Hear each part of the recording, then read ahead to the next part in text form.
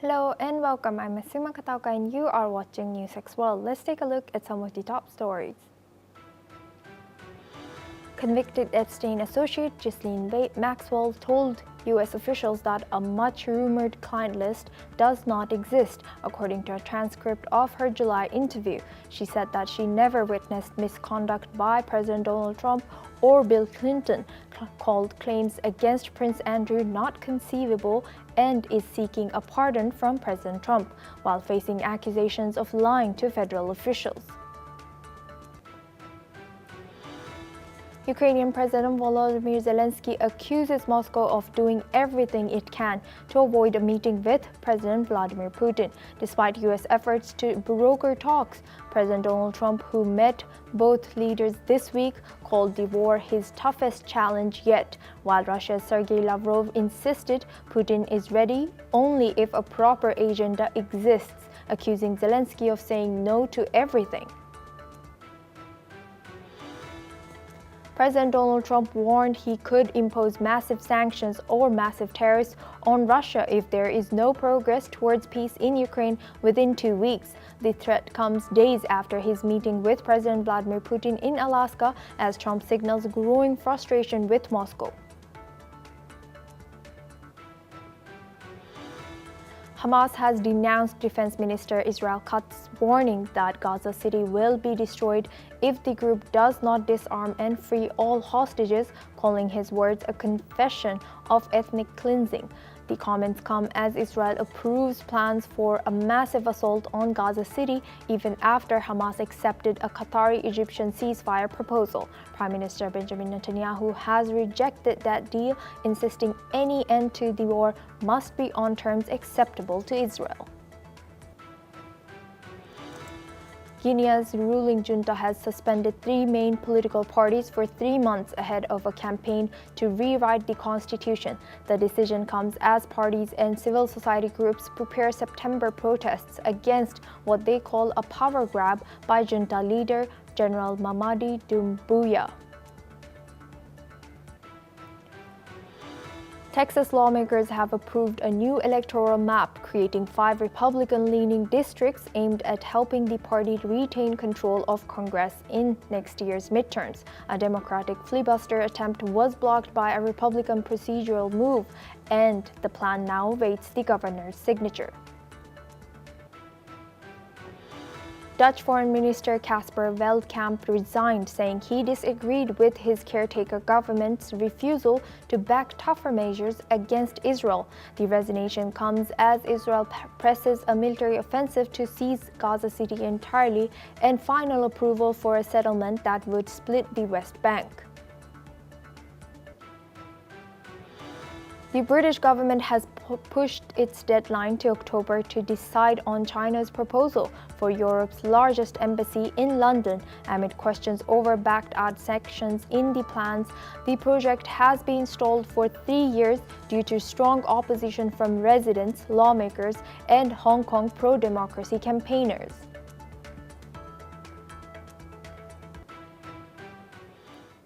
The world's top food security monitor has officially declared famine in Gaza, the first ever in the Middle East. The United Nations has confirmed famine in Gaza, calling it a failure of humanity. A UN-backed report says over 500,000 people face catastrophic hunger. It warns famine will spread to Deir al-Balah and Khan Yunis by September. At least 132,000 children could die from acute malnutrition. The report calls it a man-made disaster, blaming aid blockages, bombardment, and the collapse of food and water systems. Gaza's health ministry says 271 people have already died, including 112 children. Britain's Foreign Secretary David Lammy described it as utterly horrifying, saying Israel's refusal to allow aid has caused this moral outrage. Israel rejected the findings, calling them biased, and says restrictions are meant to pressure Hamas. Now for this discussion, we're joined by Ali Mohammed Abushbak. He's an independent Palestinian researcher, joins us live from Cairo. Thank you, Ali, for joining us again. Good to see you.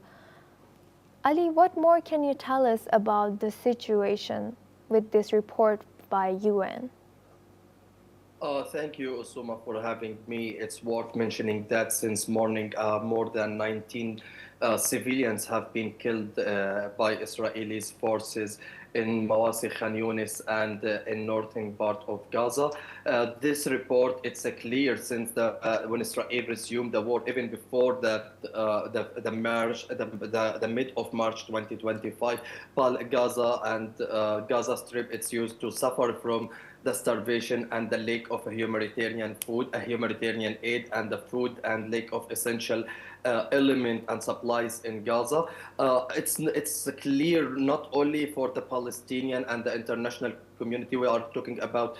We are now in the age of social media. Everything it's clear. All the international organization they confirm there is a famine in Gaza and the civilians are suffering from the starvation.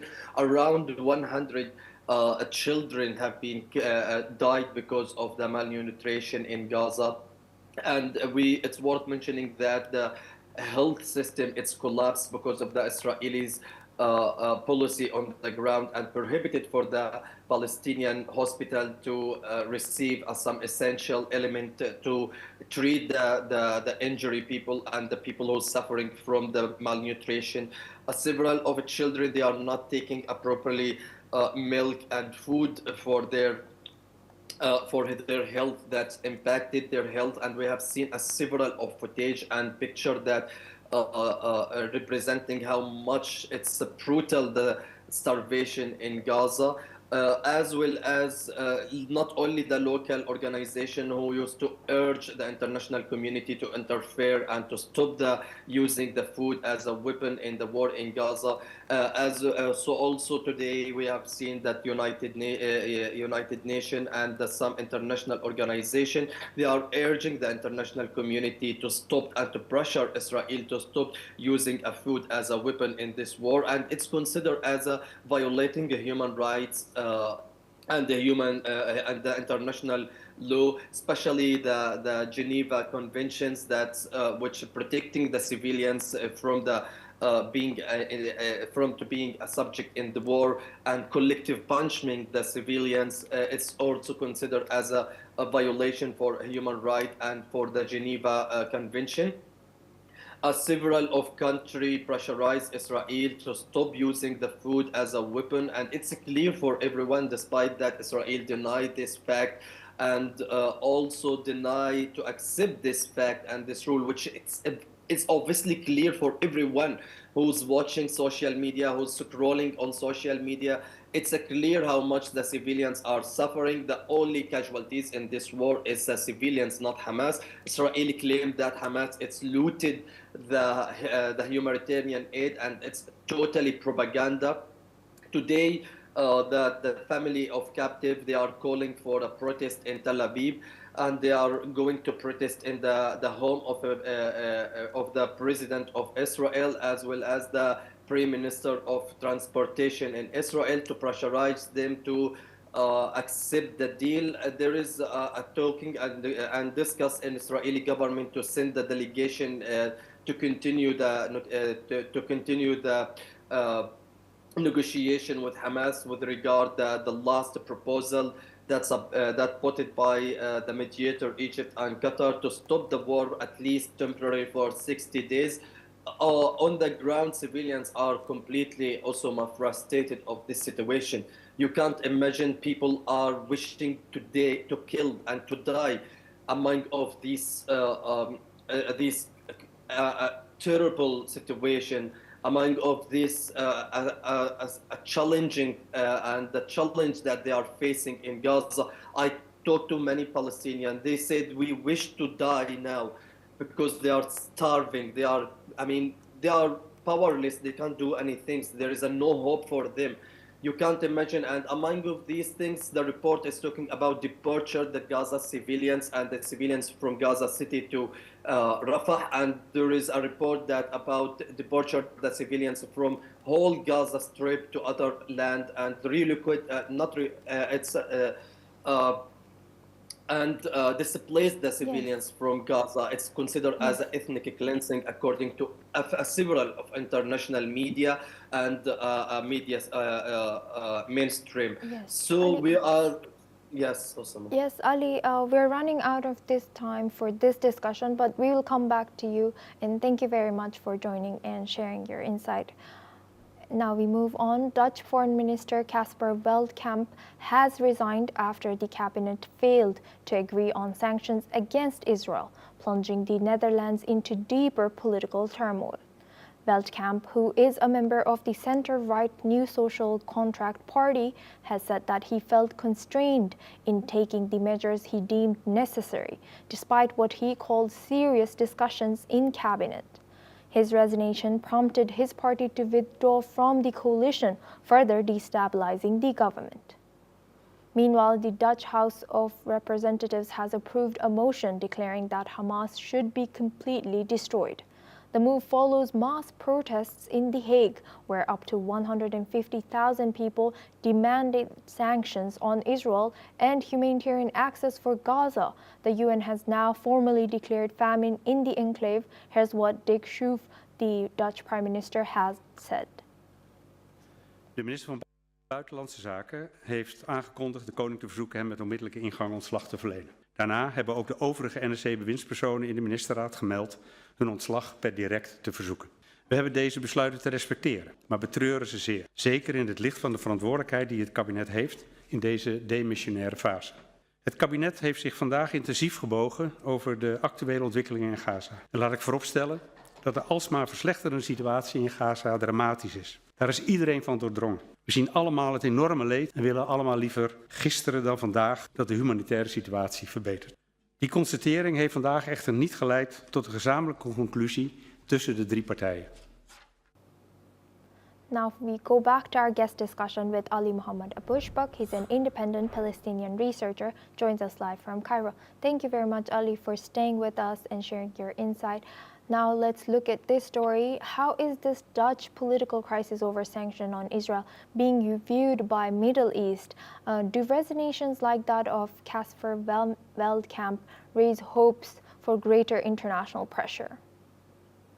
Osama, it seems that the whole international community feel that they are complicit in this genocide in Gaza and this situation in Gaza, while their response it's not crossing the condemnation and denouncement about the Israelis' action on the ground, but there is no any action to stop and halt Israel from killing civilians and collective punishment the civilians. And only on the ground Israel is acting like with the impunity, feeling that certain there is no one will punish them, and also violating the international community. So most of the people who has some the politician who has some conscience, they are looking for imposing the sanction against Israel and prohibited Israel to attack civilians and using food as a weapon in Gaza, and randomly killing civilians and also deliberately killing civilians. It's giving that the Palestinian on the ground that some glimmer of hope that international community may will pressure Israel to stop the war in Gaza, but it's not. This hope, I guess, it will not be transferred to the action. And we have seen that several of countries, they are adopting the Palestinian narrative on the ground as it's a fact, because Israel it's lost its credibility in front of the public opinion, Western public opinion, and also global public opinion, who's saw that the Israeli killing machine on the ground and the violation of a human right and the dehumanizing the civilians. So most of the civilians, they are pressurizing their government to do some action to stop Israel and prohibited Israel to for flooding shit more and more and violating human rights. So I guess this is a normal action by the Netherlands foreign minister to do some some action to stop the Israelis violation. Maybe also previous also Spain, they are put sanction against Israel, as well as British, they put a sanction against some Israelis minister like Ben Gvir and Smotrich, who's always calling for a settlement and departure the civilians from Gaza and clean the Gaza from the original civilians, the Gazan civilians, and replace them by Israeli settlement. So this is such a glimmer of hope that maybe the international community, they are going to do something to stop this war. But I guess it's really this such action. It will have some outcome or some attachable effort that we can see to stop the war. In my opinion, this is it's a good step, and also this cabinet, that the Netherlands cabinet, they are going in October, they are going for a new election that maybe will impose and the pro-Palestinian and those adopting the Palestinian narrative rather than the Israeli propaganda on the ground. Thank you very much, Ali, for joining us and giving us the reality from Middle East. Thank you very much. Now we move on to Asia. North Korea's state media has released footage showing its troops fighting in Russia's Kursk region near Ukraine. The videos show soldiers advancing through snow, firing artillery, and launching missiles. The footage was shown during a ceremony led by Kim Jong-un, who praised the returning troops as heroic and consoled families of the fallen. Reports say North Korea deployed 15,000 troops with around 600 killed. Ukraine retains a small foothold in Kursk, but Russia has reportedly pushed back most of the incursion. The deployment highlights growing military ties between Moscow and Pyongyang. Now for this discussion, we're joined by Dr. Satoru Nagao. He's a fellow at Hudson Institute, joins us live from Tokyo. Thank you, Dr. Satoru, for always joining us and sharing your insight. Now looking at this, what does this North Korea's direct military involvement in Ukraine signal about evolving nature of global alliances now? In the past, people see the North Korea's military is very weak compared with the South Korea, compared with the other country, because the lack of the high-tech weapon. So that's why North Korea focusing on the ballistic missile or special forces. So some special areas they focusing on, but generally their military size is big, but very absolute. But if the North Korea joins the war in Russia's invasion to Ukraine, this is the very latest war here, and they can get support from Russia. So they can improve the military capability drastically, even if they lost some certain number of soldiers. They can learn the latest way of fighting, and resources, ideas they will get. So in the near future, North Korea will be the most militarized and sophisticated militarized country. That is very important. That is a military aspect of the North Korea's decision. There is an economic aspect also. Economic aspect, North Korea is under sanction of mainly the Western countries, but also indeed Russia and China also joined this sanction against North Korea. But if the North Korea joins Russia's invasion to Ukraine, they can get support from Russia, obviously.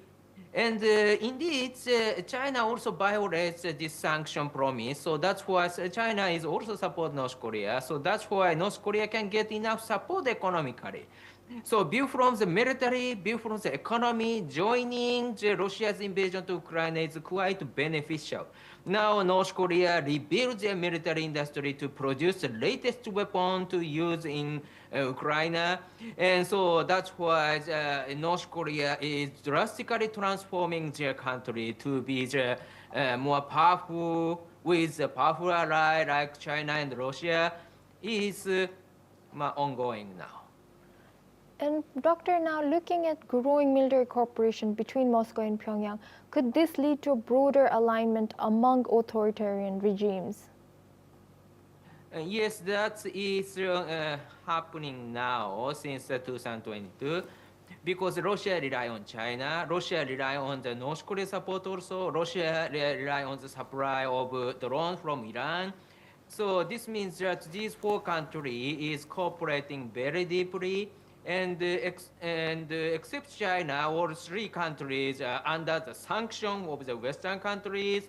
So their mindset, their strategic environment, everything they share. So we start to call this is a group of CRINC. CRINC is China, Russia, Iran, and North Korea. So CRINC, and they coordinate it well. So in the Japan Sea, China and Russia coordinate joint exercises, naval, strategic bombers, many. But at the same time, economic security, China is a provider of the high-tech weapon for Russia. And so that's why this cooperation has deepened very rapid pace now. So that's why how to divide this cooperation is one of the matter. But if the Trump administration try to improve, but if they fail, of course, Western country must face this group as a bigger threat. That is the reality. So in case of Japan, Japan need to face the three, China, Russia, and North Korea's coordination. If China invade Taiwan, the North Korea rise the tension in the Korean Peninsula, or Russia rise the tension in other area, and the Japan side need to devise a military force. That could happen under current situation. Yes. Thank you very much, Dr. Satoru, for sharing that. We'll come back to you for our next news as well. Now we move on to South Korea. South Korean President Lee Jae-myung has arrived in Tokyo for a summit with Japanese Prime Minister Shigeru Ishiba, marking the first time a South Korean leader has visited Japan before a meeting with a U.S. President Lee. Lee has emphasized the importance of enhancing intergovernmental cooperation, particularly in economic security and trade. Lee has also acknowledged the complex nature of ties between the two nations, but stressed the need to focus on mutually beneficial areas for long-term progress. He will head to Washington for talks with U.S. President Donald Trump following his Tokyo visit. Now we go back to our guest discussion with Dr. Satoru Nagao. Thank you, Dr. Satoru, for staying with us. What more can you tell us about this news? This news indicates that how to deal with the CRINC and three countries, US, Japan, South Korea, should coordinate. That is one aspect. But at the same time, why the South Korea president visited Japan as a fast foreign trip is indeed not good situation between US and South Korea is happening now. Because President Trump does not like the current president of the South Korea. So there are some signs indicated. For example, when the South Korea president sworn in, generally the most people call him and to celebrate. But President Trump, the first 3 days, he did not call the South Korea's president. And the third day he called, but warning the South Korea president the relation with China, his relation with China. So that's why view from the United States, indeed the current South Korea new president is a little bit doubtful and cannot trust, something like that. In the past, the predecessor of the same party of the South Korea was the president, that time President Moon. Indeed, President Trump disliked him very much and complained a lot about him in the past. So that's why indeed similar situations we can expect. So it relies on the next meeting between the US and South Korea.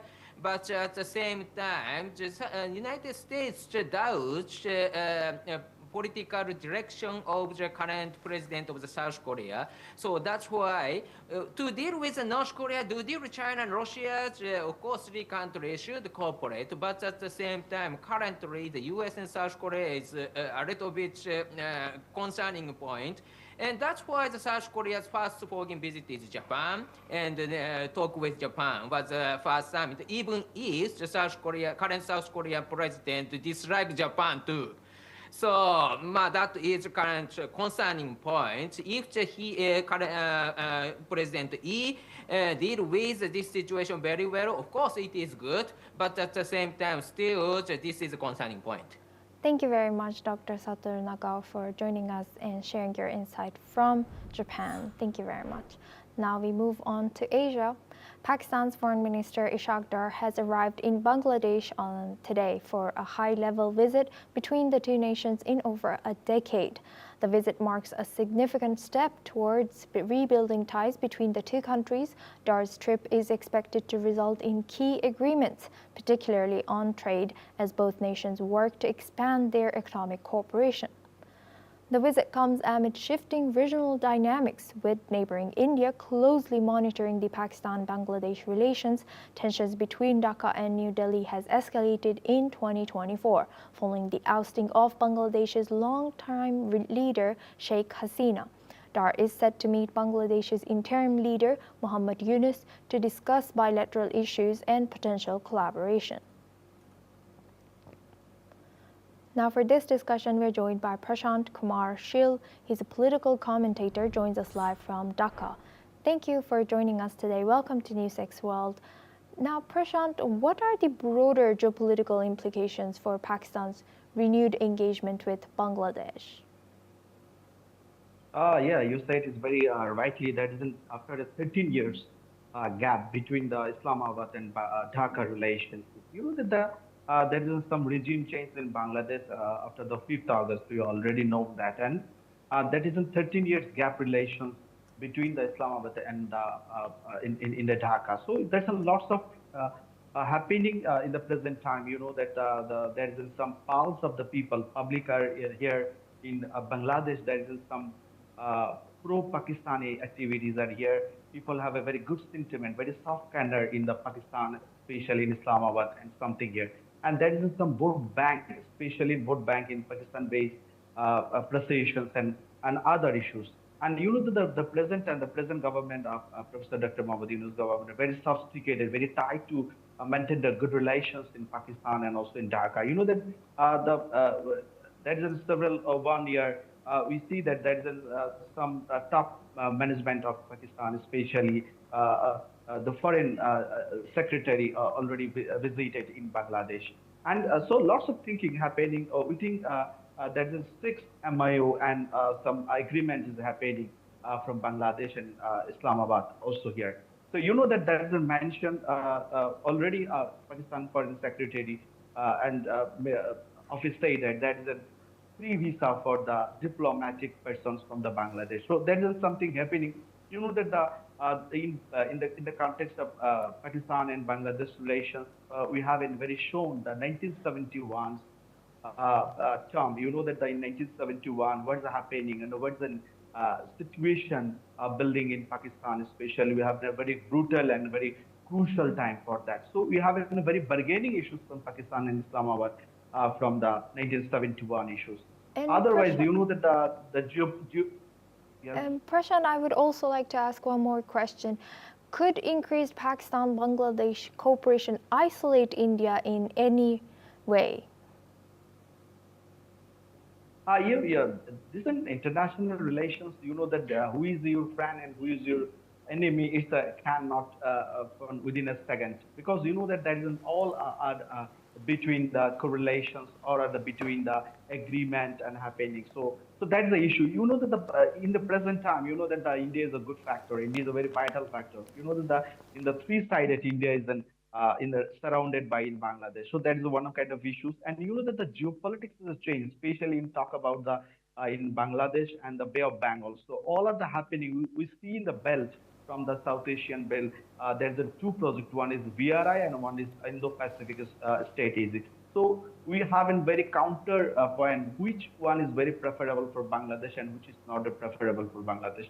So you know that the Pakistan, we have a very, what type of relation we have to do in Pakistan. So we have to clear for, in the present time, because it's a very crucial point, the present government. You know that the present government is everyone, they are not in the caretaker government. There is some, actually is the interim government. So there is some mandate issues needed from the people and everything happening, because what type of agreement you do in Pakistan, if you do in trade and commerce, you know that the Pakistan and Bangladesh, there is a huge distance, huge gap in here. You can just talk about the road, you can talk about the only from the sea vessel. So the first one, you know that there is no road connection in Pakistan and Bangladesh. So only the two option is open available. One the sea option that is in Karachi to in Chittagong port, and another is the year. So two are too expensive. So you have to deal Yes. what type of agreement you can just clear to the people. We have a deal in Pakistan and also in Bangladesh. You know, the Yes. 2012 the Hana Khan Rabbani, the last Yes. person in come to from the summit from Bangladesh. So it's a huge gap in after the 12 years. So we have to see what is happening in Dhaka and what's the crucial point. So is very only for the table talk work, it's a very good work, or it's a very show work. So what Yes. are happening? We see what the work actually execute in that. So people are waiting to see what Yes. is happening after within 2 days, because the foreign minister from Pakistan, he can already 2 days is visit actually. So we are in Okay. just eagerly waiting to see what is happening in Dhaka. Okay. Yes, we'll be eyeing that as well. Thank you very much, Prashant, for joining us and sharing your insight from Bangladesh. This is all we have time for. We will continue to bring you more news updates from around the world.